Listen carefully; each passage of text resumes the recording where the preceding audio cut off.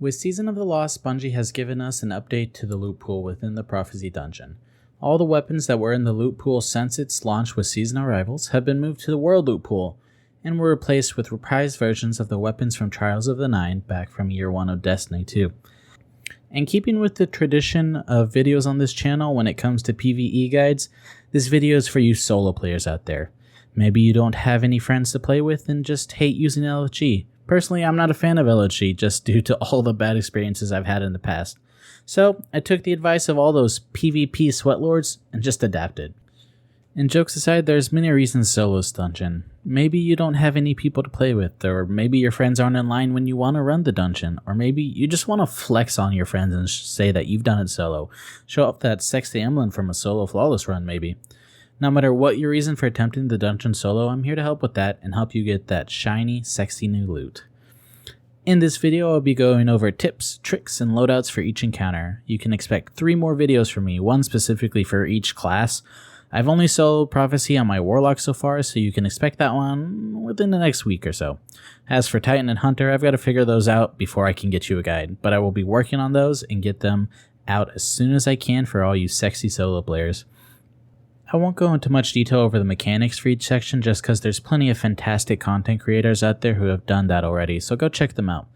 The best tip I have for you is to remember, it's okay if you die. Unless you're going for a flawless run, and if you're not familiar with soloing this dungeon, you're going to need a lot of practice before you even attempt a solo flawless. I know that it can be discouraging if you die or have to start the encounter over, but it's okay. You get to take all the time you need to complete the dungeon, and when you die, use it as a learning experience. Look at what you died to and how you could improve. Maybe you need to tweak your strategy or make a few changes to your loadout. But a key thing here is to keep your calm and remember that it's okay. According to light.gg, only 8% of players have done a solo Prophecy run, and only 6% have done it flawless. This is no small feat, and I don't say that to discourage you and make you think that it's an impossible task. I only bring up these stats to show you that it isn't easy, and it may take you multiple attempts to do it successfully, but remember, I believe in you, and you can do it. The second major tip I have is to keep moving. Seriously, keep your body moving as much as you can. This might not seem like much of a tip, but it is key for every encounter in this dungeon. The Prophecy Dungeon is a chaotic place, and standing in one place too long will lead to failure. Keep moving and don't stop. If you can do that, you can solo this dungeon. I'll go over weaponing options for each encounter, but weapons with auto-loading holsters are standout for this dungeon, because you can use a weapon, switch to the next weapon without having to worry about reloading, which helps with your ability to keep moving. A concussive dampener and sniper resist mod will be pretty much all you need for chest speed mods for the entire dungeon. And if you have the protective light mod, slap that bad boy on, along with a mod to get you charged with light. I like to use taking charge, but use whatever suits you and your playstyle. Don't forget to stock up on raid banners before you start, so you can top off on ammo and abilities before starting each encounter. First up, the opening encounter. Simply, this section serves to introduce you to the main mechanic of the dungeon, the light and dark modes. Killing a knight while standing in dark or light makes them spawn modes corresponding to which light you are standing in. It takes 5 modes in order to pop one of the pools of light or dark. In this first section, I personally use the Ikelos SMG. In fact, when I do my solo runs, Ikelos SMG is the only weapon I use in the energy slot. And Warmind cells did get a nerf to range and damage when Season 15 launched, however, in all the encounter rooms, they're pretty small in size, and I feel like Warmind cells are still a viable option here. It no longer nukes the entire room, but it clears a decent chunk of it. But pick your favorite SMG or auto rifle as your add clear weapon and go to town. Ikelos, Extraordinary Rendition, Stochastic Variable, Borrowed Time, Sharia's Wrath, Death Adder, Chroma Rush, Nine Hunger, the new Sorrow's Verse, they're all good options. I believe SMGs or autos are your best option, so pick whichever one that you like the best. As for special weapons, I use the Succession Sniper from the Deepstone Crypt, but really any sniper will do. A sniper makes it easy to take out the knights from range and cover while being able to have more control over whether you're standing in the light or in the dark. Before I got a decent roll on Succession, I used Bite of the Fox with Threat Detector and Rampage for the perks. You don't need the best god-rolled sniper in the world to accomplish this. and that goes for anything in this game. The roll of the weapon is only half the battle, so don't let your lack of cracked 5 out of 5 god rolls discourage you in any way. Succession, Bite of the Fox, Eye of Soul, Long Shadow, Adored, Frozen Orbit, Occluded Finality, they're all good options. I would stay away from rapid fire snipers though, just because they don't pack enough punch per bullet in my opinion. If you don't want to run a sniper, the Wither Horde is a fantastic option for all encounters in this dungeon. It does it all: add clear, single target damage, damage over time, and it's ammo efficient. And in your heavy slot, the best option is Falling Guillotine, but really any sword will work, but Falling Guillotine is just a monster still, even after all the small nerfs it's received. Look for a roll with Whirlwind Blade, as it is one of the best, if not the best, damage perk for swords. When it comes to running through this section, take out the trash ads before moving on to the knights. In the first room, you can kill 2 knights with your sword for dark motes. In the light motes, you'll have to kill the knights from range. In the next room, just do the same thing. Kill the ads, use your sword to get light motes, and then collect your dark motes from range. And that's the first encounter. Let's move on to the next one. For this encounter, I use the same loadout as the opening section, but if you find that you're struggling to use a sniper in this encounter, just switch to Wither Horde. You do have to be mindful of your positioning when it comes to killing a knight, especially with Wither Horde, because sometimes you'll tag them while standing in, say, the dark, and then you'll have to reposition into the light, and by the time they die to Wither Horde, you get light motes instead of the dark motes that you needed. Getting the wrong type of motes, well, yes, it's annoying, it's not the end of the world, or your run. Once you've collected all your motes, it's now time for boss damage. Sometimes I will switch from a sniper to Wither Horde just before I pop the last set of motes so I can use Wither Horde on the boss for extra damage over time. Once the boss's shield is down, go to town with your sword. I like to keep my grenade ability handy for when the goblins spawn up so I can toss a grenade at them and kill them before they use their stupid shielding ability on the boss. On my runs, I can usually one-phase the boss, but it's okay if you don't. If you don't kill the boss on the first phase, just take a deep breath, reset, and do it all again. And after a second phase, you should be done with this encounter. Collect that shiny loot. Before you jump down the portal to the next encounter, pause to change your loadout. I go into the next encounter with a sniper, Ikelos SMG, and Xenophage in my heavy slot. Make sure that you switch your scavenger and finder mods to fit into your loadout. Other weapon options I would include all the SMGs and autos and snipers that I mentioned earlier in the video, and if you don't have Xeno or want to run your exotic choice elsewhere in your loadout, I think any machine gun will do. Before I got my Xenophage, I used the 7th Seraph Saw.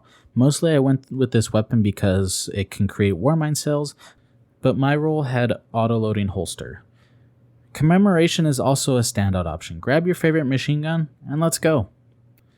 Hop on your Sparrow and zoom around till you find the blights. First take out those pesky hobgoblins that are up top sniping, then move on to all the other ads and save your heavy ammo for damaging the blights. Once you clear all 3 blights, pay attention to which direction Tolan zips off towards, because that's where your next set of blights will be. Once you've cleared all 3 blights, it's time to make your way over to the cube room. Personally, I think the cube encounter is the most annoying one and will probably be the encounter that causes you the most trouble.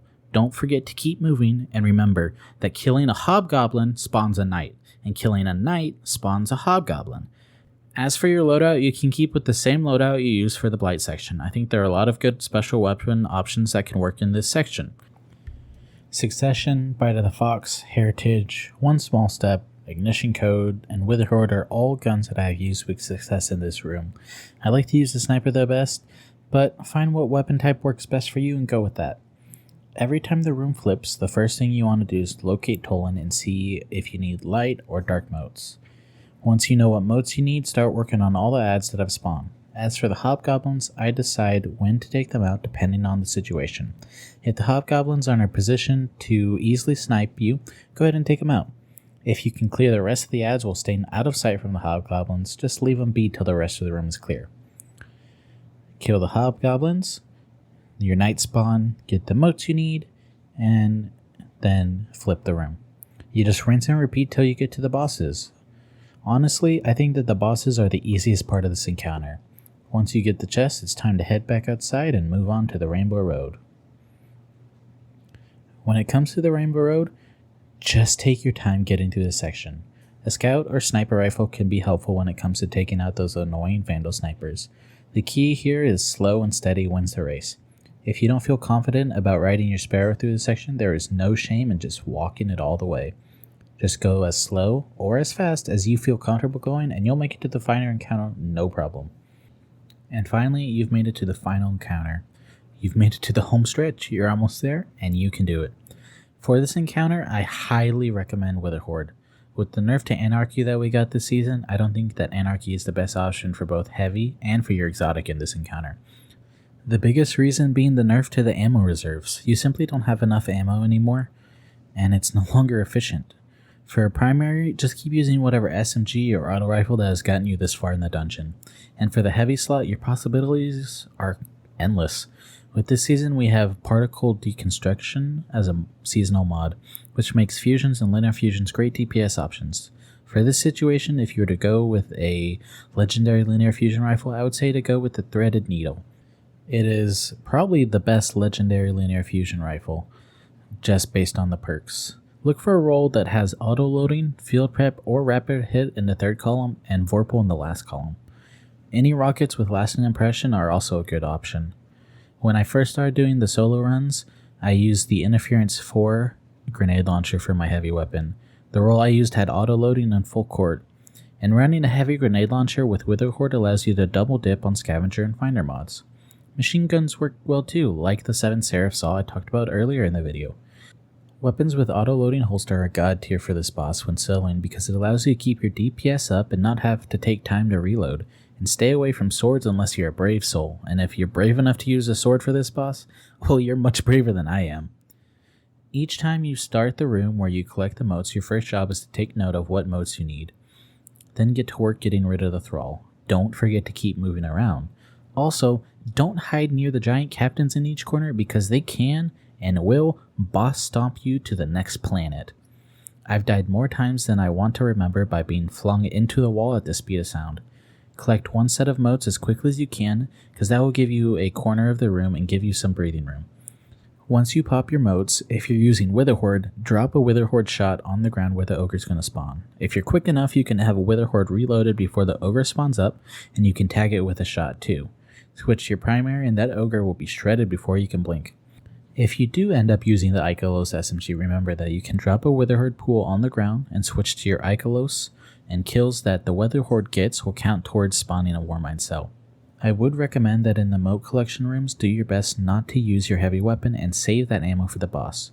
Once you've popped all the motes, don't forget that you can wait around for Thrall to spawn if you need some more ammo, or if you just need some more time before you go on to the boss. There's no timer here, so don't feel the need to rush.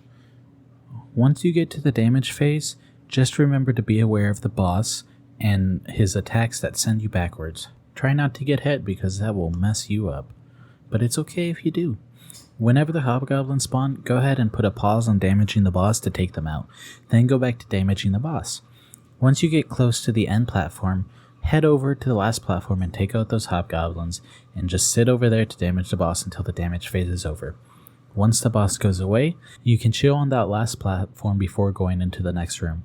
Take all the time you need in order to regen ability energy or take a breather to relax. No rush, guys.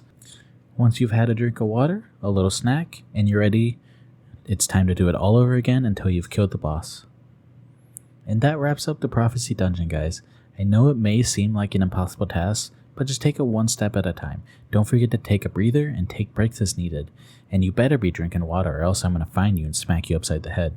I hope this video gave you the tools and knowledge you need to solo the Prophecy Dungeon. If you have any tips or tricks that I didn't mention, drop it down in the comments. And if you're still having a hard time to get this dungeon done, it's okay, and there's no reason to feel bad. However, with the addition of crossplay this season, I now can help you regardless of what platform you're on. So if you do need my help, feel free to reach out to me in the comments or DM me on Twitter. I'm not always available, but we can definitely find a time that works. I would love to know if this video helped you out, so if you enjoyed this video, let me know with a like or a comment, and if you're feeling super generous, go ahead and subscribe. You can do this, and if you don't believe in yourself, believe in the me that believes in you.